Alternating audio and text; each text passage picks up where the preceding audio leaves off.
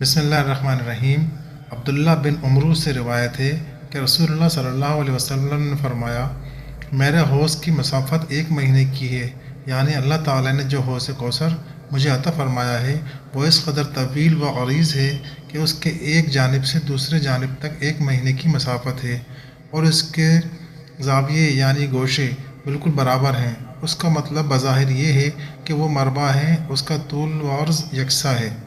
اس کا پانی دودھ سے زیادہ سفید ہے اور اس کی خوشبو مشک سے زیادہ بھی بہتر ہے، اور اس کے